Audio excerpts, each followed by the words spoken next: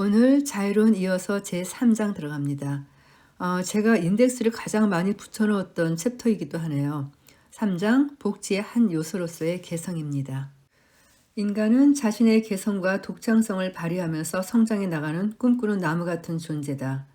밀은 제3장을 통해 이러한 개성과 독창성이 인간 사회에서 매우 귀중한 요소며 그것이 바로 인간의 복지에 절대적인 가치를 부여하는 것임을 거듭 강조한다. 특히 미리 시대에 널리 퍼졌던 개성의 소멸과 대중의 상호 동화작용, 즉 획일화에 대해 심각하게 걱정한다. 우리가 인간을 숭고한 아름다움의 대상으로 여기는 이유는 무엇일까? 그것은 내적으로 깨어있는 인간 정신의 무한한 힘 때문이다. 우리는 그 힘을 기반으로 관습의 독재에서 벗어나려 하고 개인의 열망을 이루려고 하고 사회 개선을 꾀하고자 한다. 이러한 인간의 의지가 마음껏 발휘될 수 있도록 하기 위해 사회에는 개성과 독창성을 지닌 깨어있는 사람들이 많아야 한다. 왜냐하면 이들을 통해 한 개인뿐만 아니라 전 인류의 더 나은 발전을 도모할 수 있기 때문이다. 밀은 많은 역사적 사례, 칼뱅파의 이론이나 중국의 예를 들면서 사회에서 개성을 없애는 것, 다시 말해 다양성을 막고 획일화하는 것에 대한 위험성을 경고한다. 획일화가 이루어지는 순간 그 사회는 점차 쇠퇴할 수밖에 없다는 것이다. 특히 밀은 대중 여론이 지배하는 근대 사회가 획일화를 조장하는 문제점을 지적하면서 이에 대한 시급한 조치가 필요하다고 강조한다. 그렇다면 획일화를 추구하는 사회와 개성과 다양성을 추구하는 개인은 어떻게 조화를 이룰 수 있을까? 이 문제에 대한 답을 생각하면서 다음 내용을 읽어보자. 저는 이 책을 풀어쓰신 이진희 님이 이렇게 각 장 들어갈 때마다 친절한 요약 안내문을 주신 것이 너무 좋아요. 그럼 첫 번째 단락 살펴보겠습니다. 개인의 자유와 그 행위에 대한 제한은 어디까지인가? 개인의 의견이 자유로워야 한다는 것과 마찬가지로 행위까지 절대적으로 자유로워야 한다고 주장하는 사람은 없다. 오히려 그 반대로 어떤 의견을 발표하는 것이 해로운 행위를 선동할 경우에는 그 의견도 책임을 면할 수 없다.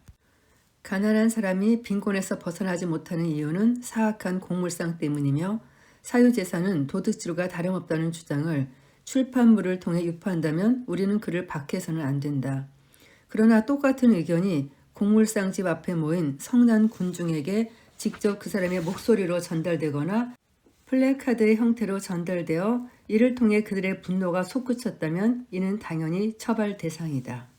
개인의 자유는 다음의 조건을 충족해야 한다. 즉, 타인에게 피해를 주어서는 안 된다. 만일 그가 타인과 관련이 있는 일에서 타인에게 해를 끼치는 것을 자제하고 자신과 관계되는 일에서 자신의 성향과 판단에 따라 행동한다면 그는 자신의 의견을 자신의 책임 아래 행동으로 옮길 수 있을 것이다.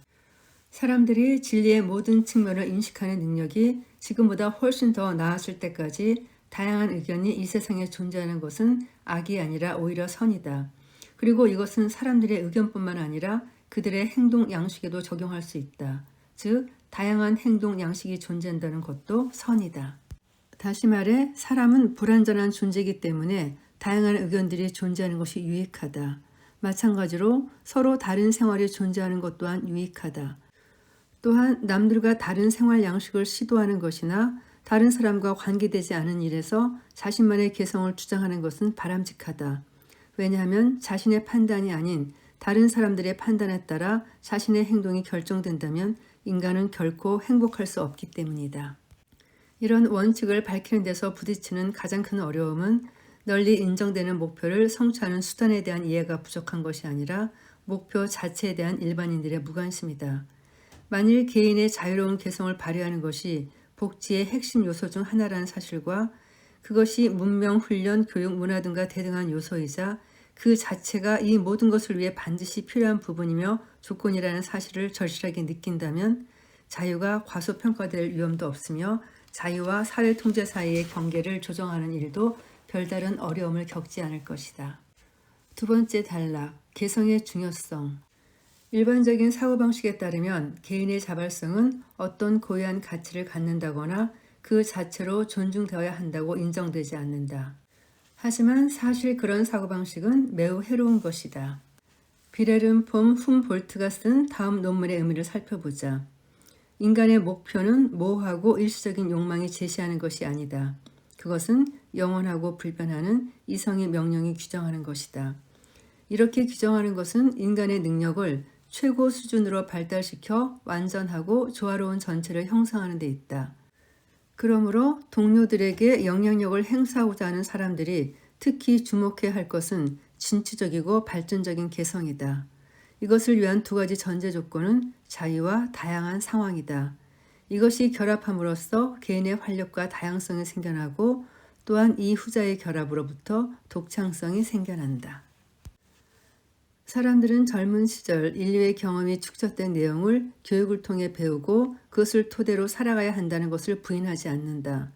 그러나 그의 정신적인 능력이 성숙했을 때 자신만의 특유한 방법으로 그 경험을 활용하고 해석할 수 있어야 한다.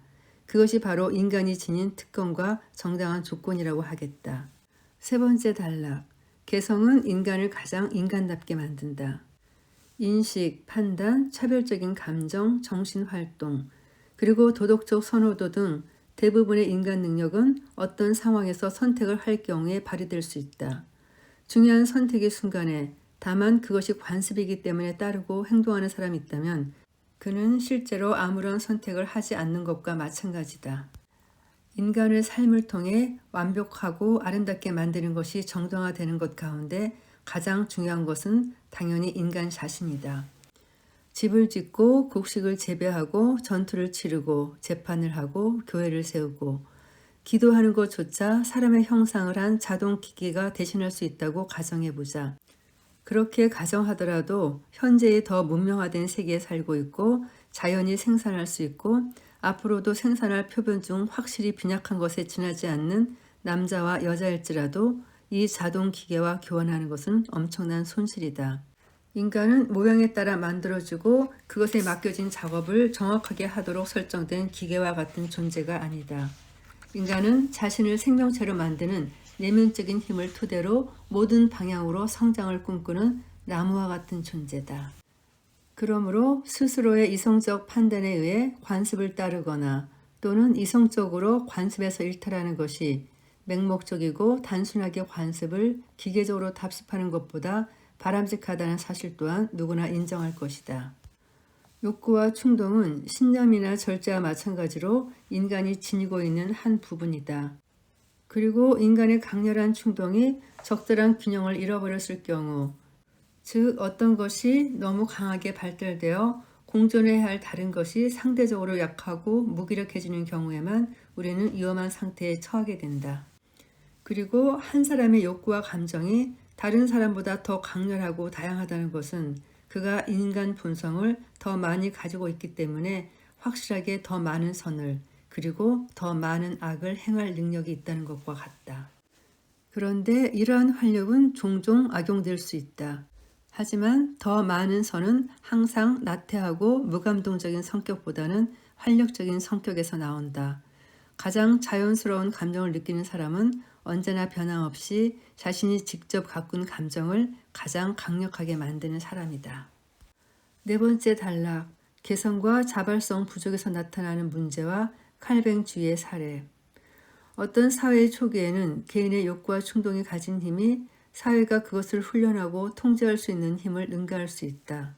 그럴 때 사회가 지닌 어려움은 강력한 정신과 육체를 가진 사람들에게 그들의 충동을 통제하라고 요구하는 법과 규칙을 준수하도록 끊임없이 공고하는 일이었다. 오늘날에는 사회의 힘이 너무 강해서 개성을 능가하기 때문에 인간 본성을 위협하는 요소는 개인적인 충동이나 선호가 너무 많다는 데 있지 않고 오히려 그것이 부족하다는 데 있다. 나는 무엇을 선호하는가? 나의 성격과 기질에 적합한 것은 무엇인가? 무엇이 나의 내면에 있는 가장 선하며 가장 고귀한 것에 활력을 주어 그것들을 성장하고 번성할 수 있게 해주는가? 이 질문 대신에 그들은 나의 분수에 적합한 것은 무엇인가? 나와 비슷한 지위와 경제적 형편에 놓인 사람들은 대체로 무엇을 하는가 같은 질문을 던진다. 그리고 그보다 더 나쁜 질문은 나보다 우월한 지위와 상황에 처해 있는 사람들은 주로 무엇을 하는가라는 것이다. 여기서 내가 말하고자 하는 것은 그들이 자신의 성향에 적합한 것보다 관습적인 것을 선택한다는 말이 아니다. 오히려 관습을 제어할 경우 어떤 성향을 갖는다는 것 자체가 그들 머리에 떠오르지 않는다는 것이다. 그들은 자신들의 본성을 따르지 않기 때문에 결국 따라야 할 스스로의 본성조차 갖지 못한다. 이렇게 되면 그들의 인간적인 능력은 시들어 말라 죽고 만다. 이것을 우리는 과연 인간 본성의 이상적인 모습이라고 볼 수 있을까? 칼뱅주의 이론에 따르면 자신의 성향에 적합한 것보다 관습적인 것을 선택하는 것이 바람직하다. 이에 따르면 인간이 지닌 가장 큰 악덕은 아집이다. 인간이 행해야 할 선은 모두 복장 안에 들어있다. 인간은 해야만 하는 것을 선택할 수 있다. 이러한 인생관을 믿는 사람에게 인간의 재능, 능력, 감수성 등을 파괴하는 것은 해를 끼치는 행위가 아니다. 인간은 능력을 필요로 하는 존재가 아니라 신의 의지에 자신을 전적으로 내맡겨야 하는 존재이기 때문이다. 이것이 칼뱅주의 이론에서 강조하는 내용이다. 오늘날에는 눈에 잘 띄지 않는 교활한 형태로 이렇게 편협한 인생관과 그것이 권장하는 옹색하고 고루한 유형의 인간성을 지향하려는 성향이 강하게 존재한다. 그러나 만일 선한 존재, 즉 신이 인간을 창조했다는 것이 종교의 한 부분이라면 이 존재가 모든 인간에게 능력을 준 이유는 인간의 그런 능력을 아주 없애버리는 것이 아니라 계속 가꾸고 펼치는 데 있을 것이다. 세상에는 칼뱅주의에서 주장하는 것과 다른 인간의 탁월성이 있다. 단지 억제되기 위해서가 아니라 다른 목적을 위해 부여된 인간 본성이라는 의미의 인간 개념이 바로 그것이다. 5번째 단락. 인간이 숭고한 아름다움의 대상이 되는 이유는 개성의 발전 때문이다. 인간이 숭고하고 아름다운 관조의 대상이 되는 것은 그들이 지닌 개성을 획일적으로 소모하는 것이 아니라 타인의 권리와 이익을 침범하지 않는 범위 안에서 그것을 끊임없이 개발하고 가꾸기 때문이다. 마치 예술작품이 그 저작자의 성격을 드러내듯이 인간의 행동도 그것을 행하는 사람의 성격을 반영한다. 이렇게 인간이 자신의 개성을 개발하는 과정을 통해 그의 생활은 더욱 풍부해지고 다양해지며 생동감이 넘치게 된다. 개인은 개성의 발달해 나감에 따라 그 자신에게 더욱더 가치 있는 존재가 되며 다른 사람에게도 더욱 값진 존재가 될 수 있다. 그렇게 되면 자신이 살아가는데 더욱더 활력이 넘치며 모든 개인이 더 많은 활력을 가지면 그런 개인들로 구성된 전체 사회도 더 많은 활력을 갖게 된다. 전제 정치조차도 그 속에 개성이 존재한다면 최악의 해로움을 주지는 않는다. 그리고 개성을 파괴하는 것은 그것이 어떤 이름으로 불리든 독재다. 개성은 인간의 발달과 동일한 것이다. 개성을 개발하는 것만이 잘 발달된 인간을 낳을 수 있는 유일한 길이다. 개성이 인간을 최고의 경지에 이르도록 한다는 것보다 더 어떤 많은 말이나 훌륭한 말이 있을 수 있겠는가? 또는 인간의 행복을 실현하는데 개성을 가로막는 것보다 더 나쁜 일이 무엇이 있겠는가?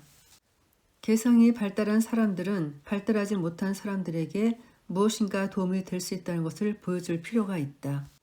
인간 생활에는 더욱더 개화된 행위, 더 나은 취미와 감각의 사례를 보여주는 사람들이 항상 필요하다. 그러나 모든 사람이 이러한 혜택을 똑같이 제공할 수는 없다. 기존의 관습을 변화시키고 개선할 수 있는 사람은 인류 전체 중에서 극소수에 불과하다. 그러나 이 소수가 세상의 소금이다. 만일 그들이 없다면 인간 생활이란 고여서 썩어만 가는 물 웅덩이가 되고 말 것이다.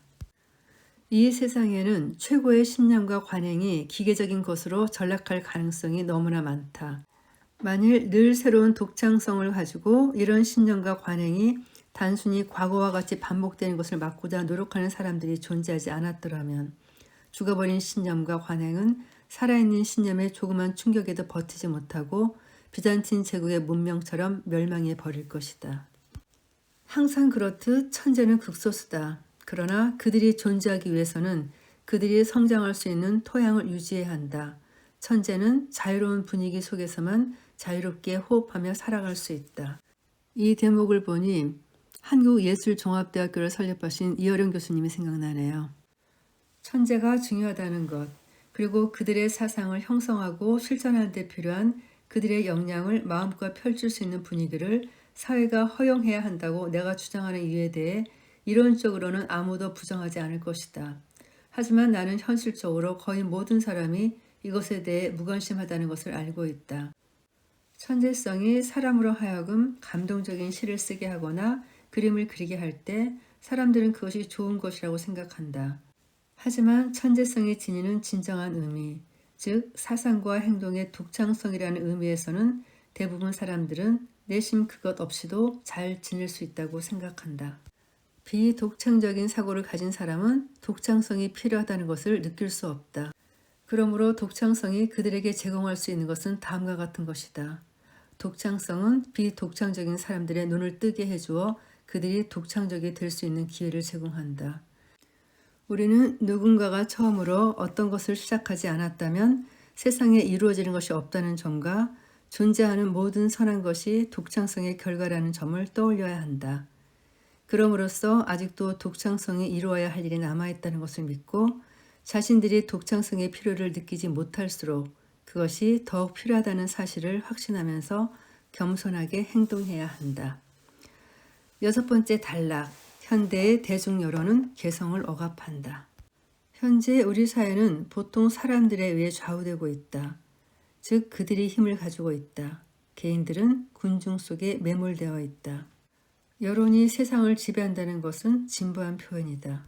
힘이라는 이름에 어울리는 유일한 힘은 일반 대중의 힘이다. 공공 여론을 형성하는 주체가 항상 같은 유형의 대중은 아니다. 미국에서 대중은 주로 백인을 가리키고 영국에서는 중산층을 말하기 때문이다. 그러나 그들은 항상 대중이라는 이름으로 불리는 보통 사람들이다. 더욱 새로운 사실은 오늘날의 대중은 교회나 국가의 고위층, 정치 지도자들, 그리고 책을 통해 자신들의 의견을 취하지 않는다는 점이다. 그들의 사고는 그들과 대단히 유사한 삶을 사는 보통 사람들에 의해 형성된다. 현명하고 고귀한 모든 것은 처음에 어떤 한 개인의 발상에서 시작되었다. 보통 사람들은 이러한 발상을 뒤따르며 살아간다. 그는 현명하고 고귀한 것에 내적으로 반응할 수 있고 눈을 크게 뜨고 그것에 다가갈 수도 있다. 나는 천재적인 힘을 지닌 사람이 세계를 무력으로 장악해서 그의 명령에 복종하도록 만드는 일종의 영웅 숭배를 찬양하는 것이 아니다. 강자가 할 수 있는 것은 다만 길을 제시하는 것이 전부다. 그러나 단순하게 평균적인 인간들로 구성된 사회에서 대중의 의견이 지배적일 경우에는 사상적으로 우월한 위치에 있는 사람들이 지닌 탁월한 개성이 이러한 성향을 억누르고 바로잡는다. 이러한 사회에서는 남들과 다른 특별한 개인들이 대중과 다른 방식으로 행동하는 것을 방해하지 말아야 하며 오히려 장려해야 할 것이다. 이런 사회에서는 순응하지 않고 관습에 대한 복종을 거부하는 것 자체가 사회를 발전시키는 공헌이 될 것이다. 지금 우리 사회는 대부분의 사람이 행하지 않는 다른 어떤 행위를 하는 것조차 비난의 대상으로 삼을 정도로 여론의 횡포가 매우 심하다. 따라서 그 횡포를 막아내기 위해 남들과 달리 독특하게 행동하는 것은 오히려 바람직한 일이다. 개성이 뚜렷한 사람들의 힘이 강했던 시대와 사회에는 항상 특이성이 풍부했다. 그리고 한 사회에서 특이성의 정도는 그 사회가 가진 천재성, 정신적인 활력, 그리고 도덕적인 용기의 정도와 정비례해서 발전했다. 다만 정신적인 우월성을 굳건하게 가진 사람만이 자신의 방식대로 그의 삶을 살아갈 정당한 권리를 갖는 것은 아니다. 모든 인간 존재가 하나 또는 소수의 유형에 따라 만들어져야 할 이유는 없다. 만일 어떤 사람이 일정한 정도의 상식과 경험을 갖고 있다고 가정해보자. 그의 존재를 그의 방식대로 설계하는 것이 가장 좋은 것은 그것이 그 자체로 최고이기 때문이 아니다. 그것은 바로 인간 자신의 존재 방식이기 때문이다. 모든 식물이 똑같은 환경과 기후에서 모두 똑같이 건강하게 생존할 수 있는가? 그렇지 않다. 마찬가지로 사람들도 똑같은 환경 속에서는 건강하게 생존할 수 없다. 일곱 번째 단락. 여론에 대한 순종과 관습의 독재는 사회의 정체를 가져온다. 사람들마다 쾌락의 원천이 다르고 고통에 대한 반응이 다르다. 뿐만 아니라 물리적, 도덕적 요인이 미치는 작용도 사람들 사이에 차이가 있다. 따라서 만일 그들의 생활 방식에 어울리는 다양성이 없다면 인간들은 정당한 몫의 행복을 누리지 못하며 그들의 본성이 할 수 있는 정신적, 도덕적, 미적 수준의 최고도에 이를 수 없을 것이다. 현재 여론의 흐름에는 한 가지 특징이 있다. 그것은 개인의 독특한 특성이 조금이라도 드러나는 것을 허용하지 않는다는 점이다. 그리고 이 시대의 이러한 경향으로 인해 대중은 행위의 일반적인 규범을 정하고 이 사회가 승인한 기준에 따라 모든 사람이 그에 맞추어 행위하도록 만들려고 한다. 그리고 이런 기준은 뚜렷한 개성이 없는 것을 이상적인 것으로 여긴다. 요컨대 남보다 특출해서 보통 사람들과는 아주 다르게 돋보이는 인간 본성의 모든 부분을 마치 중국 여인들의 발, 전족처럼 죄어 불구가 되게 만든다. 한편 관습의 독재는 곳곳에서 인류의 진보를 지속적으로 방해해왔다. 그것은 관습적인 것보다 더 나은 것, 즉 자유의 정신이나 또는 진보, 개선의 정신이라고 불리는 것을 지향하는 성향과 끊임없는 적대적인 관계에 놓여 있었다.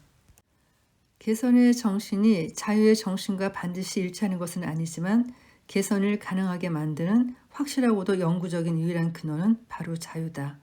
왜냐하면 자유가 존재하는 곳에서 다양한 개인의 수만큼이나 다양한 개선 요소가 만들어질 수 있기 때문이다. 그러나 진보의 원칙은 자유에 대한 사랑이나 개선에 대한 사랑 중 어느 형태를 띠든 간에 공통적으로 관습의 지배에 반대한다. 적어도 이 원리들은 관습의 지배로부터 벗어나야 함을 강조한다. 어떤 민족은 진보하다가 일정 기간 뒤에는 진보가 중단되는 것처럼 보인다. 언제 이러한 진보가 중단되는가?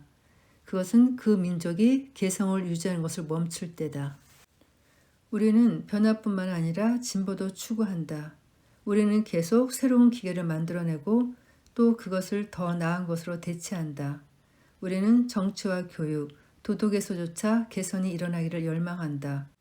우리가 의의를 제기하려는 것은 진보에 대해서가 아니다.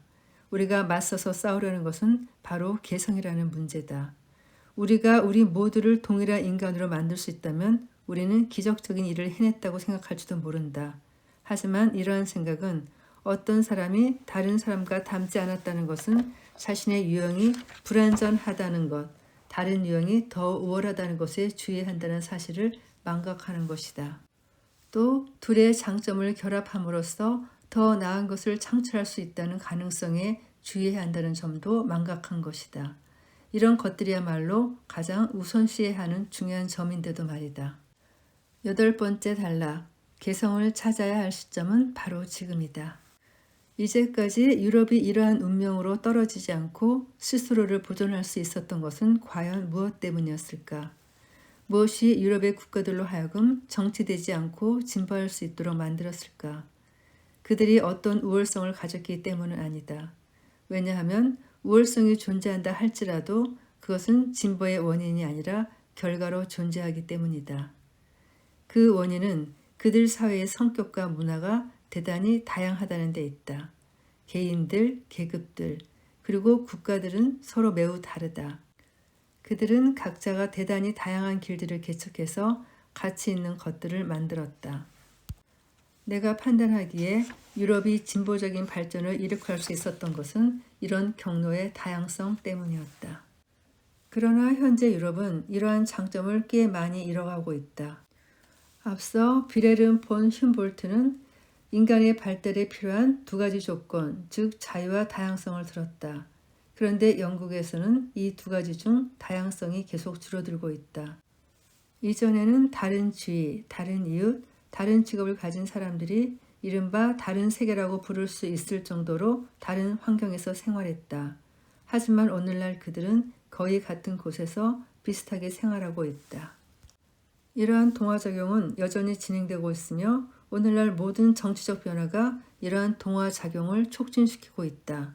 왜냐하면 이러한 모든 변화는 낮은 것은 높게 하고 높은 것을 낮게 하려는 경향을 갖기 때문이다. 교육의 확대도 이러한 동화작용을 촉진시키는 하나의 요인이다. 또한 통신수단의 발달로 멀리 떨어져서 생활하는 주민들이 개인적으로 서로 접촉할 수 있고 한 장소에서 다른 장소로 급속하게 이주할 수 있게 됨으로써 동화작용이 촉진되고 있다. 그러나 다른 그 무엇보다도 더 결정적으로 인간들 사이에서의 유사성을 촉진시키는 요인이 있다. 그것은 영국과 다른 자유국가에서 여론이 국가를 움직이는 주요한 변수로 확실하게 확립되었다는 점이다. 이전에는 높은 사회적 지위에 있던 사람들이 자신들의 지위를 이용해 대중의 여론을 무시할 수 있었다. 하지만 이와 같은 지위의 서열도 점점 균등화되고 있다. 이러한 모든 원인이 복합적으로 작용하면서 개성의 적대적인 하나의 커다란 세력을 형성하고 있다. 그러기에 만일 사람들이 개성을 강조해야 할 적절한 시기를 찾는다면 그것은 바로 강제적인 동화작용이 완성되지 않은 바로 지금이다. 개성을 침해하는 데 따른 저항이 성공적으로 이루어질 수 있는 시기는 오직 초기 단계뿐이다. 다른 모든 사람을 자신과 비슷하게 만들고자 하는 욕구는 이 욕구가 충족되면 될수록 더 강하게 나타나기 마련이다. 만일 인간 생활이 하나의 획일적인 유형으로 정형화될 때까지 이에 대한 저항을 늦춘다면 그 유형에서 벗어난 존재는 불건전하며 부도덕하며 심지어 괴물처럼 보이고 자연에 위반되는 존재로 여겨질 것이다. 사람들이 일정 기간 동안 그 다양성을 이해하는 데 익숙하지 않도록 내버려 둘 경우 그들은 다양성을 생각조차 못할 것이다. 분량으로는 적었지만 녹음은 그래도 꽤 나왔네요. 굉장히 중요한 내용이고 제가 많이 관심을 가졌던 부분이었던 것 같습니다. 오늘도 녹음 들어주신 분들께 감사의 말씀을 드립니다.